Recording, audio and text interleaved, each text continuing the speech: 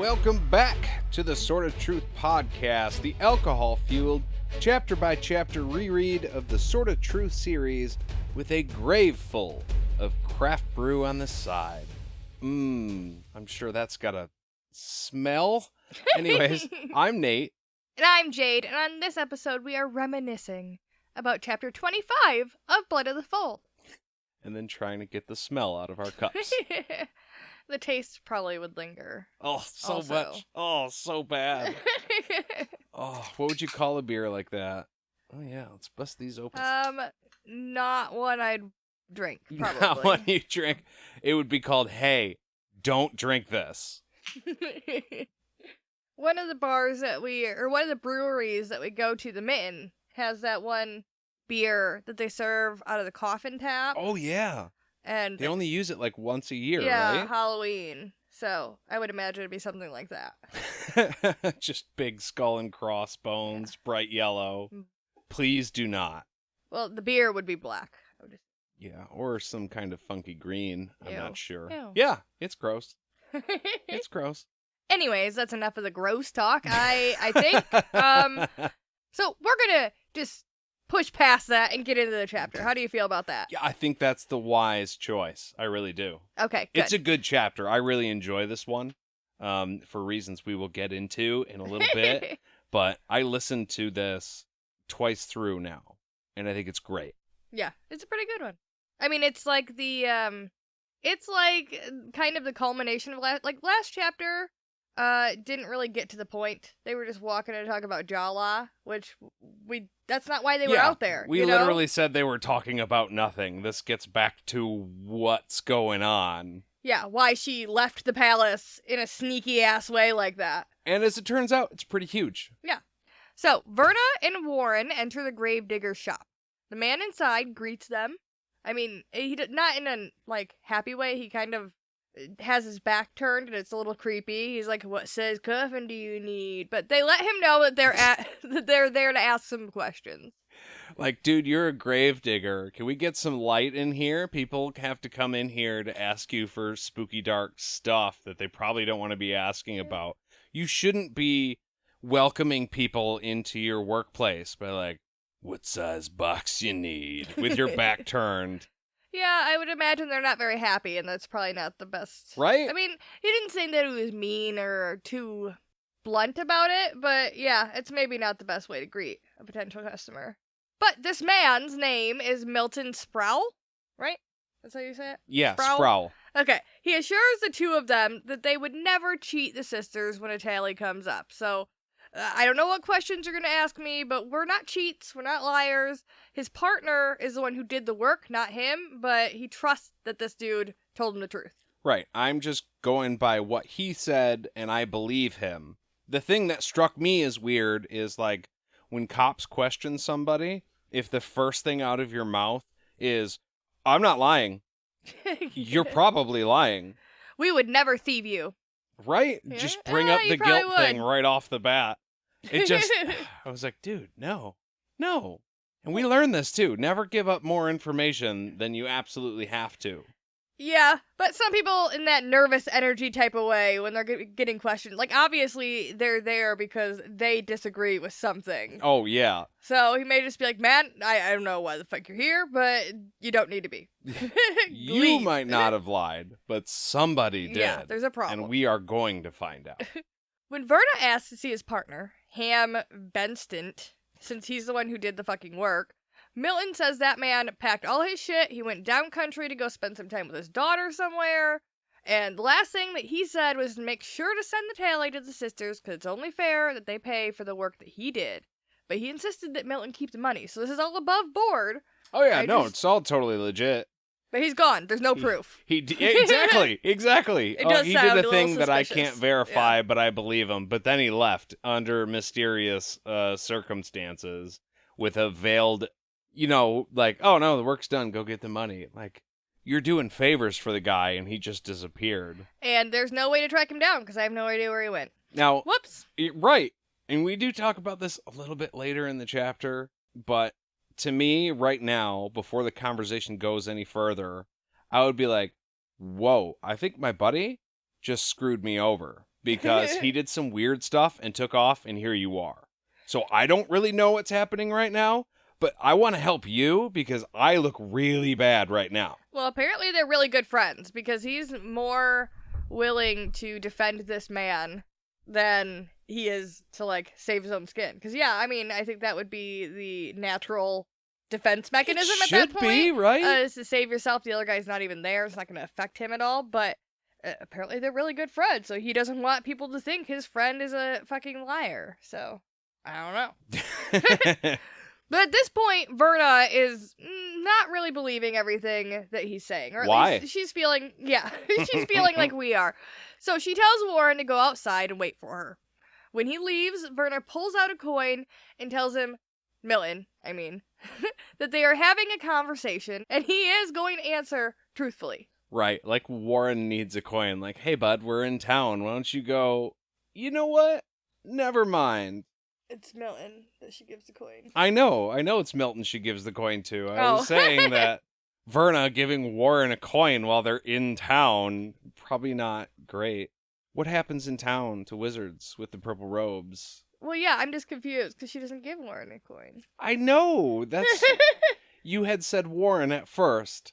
Oh, okay, yeah. So I was laughing because of what that would mean. If I didn't specify, for her to be like, here, take some money, now fuck off. Well, she was saying that he needs to get out there more. Yeah, but that's why. That's why I said the thing.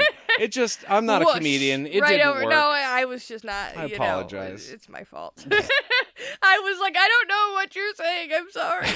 Anyways, so she tells Milton that she sent Warren out because he has a weak stomach. Mm-hmm. So, she's not sending him out to go fuck anybody. She's sending him out to go keep an eye on the streets because he can't be in there while she does the next stuff that's going on. Which is... what? She knows that there's more truth to tell. Milton is going to tell her either for the coin or to spare himself some unpleasantness, let's call it. You know it's bad when they veil it like that. I mean, if I were this guy, Milton, I would be more worried about what happens when Verna leaves, and then the strapping young guy is in there with me alone. Like, obviously torture. No matter who's gonna do it, it's obviously torture. But then, I think about Verna being the severe person that she is. And no, maybe that would be scarier. The not old, but older lady who's had some more experience is like, all right, my friend is going to leave. I'm going to offer you some solid money, like a lot of money. Yeah, that's a good amount. And if you don't give me what I want, some shit is going to get messy in here. That would be terrifying. Well, and also, these people know the reputation that the sisters have. Maybe not for being, like, torturers, but they have power. So... Which is great. Yeah, they may respect them, but I think they're also scared of them to a point. So I think, it would be pretty terrifying to have her stay there by herself and be like, you want to fuck around and find out? Aren't you guys the good guys? I didn't think you guys did this. I heard tell of some bad people that kind of look like you guys do. But this isn't right? Yeah, I feel like this is probably not leaving a great impression of the sisters on this man, but whatevs. I'm a good child of the Creator. I've been praying. What the hell is this? And then the pastor shows up and he's like, oh, today's torture day. Sorry. You pulled wrong. Sorry. Got the short straw. So Milton had been using a file to sharpen his shovel, which is apparently a thing. So it, like, digs in the dirt. Good, Well, yeah. And after a threat like that, I don't think you would be leaving your shovel or your file too far out of reach. Well, it doesn't matter, because she, like, magics his file out of his hand into the air. That's great. It shoots into the ground right between his feet, and she uses her Han to superheat it and coil it around the man. So it's, like, not quite touching him, but it's, like, hot and, like, hot all enough around. to make you It's a squirm. problem. Mm-hmm. Then she tells him that she can bind him in the file and then cook him. She's going to use her fire in her hand inch to at a just time. cook him an inch at a time from his feet up. So, like, talk about an escalation, right? Yeah.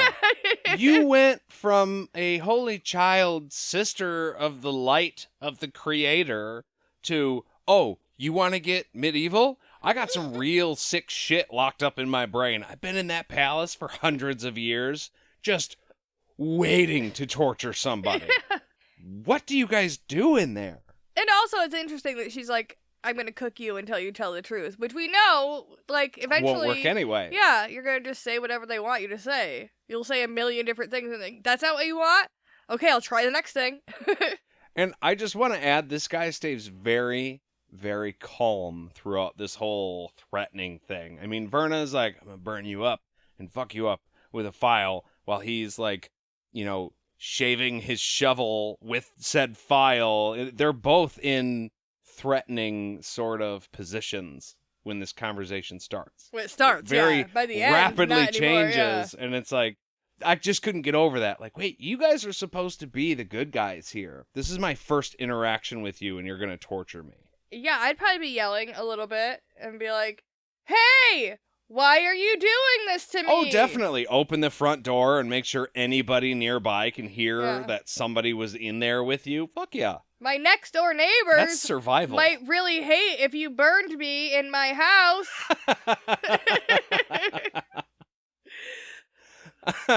Suddenly, though, at this information about the cooking part, Milton remembers some more of the story. You know, it's not really surprising to me. Oh, yeah. Now that you mention the burning file, I think I do recall something.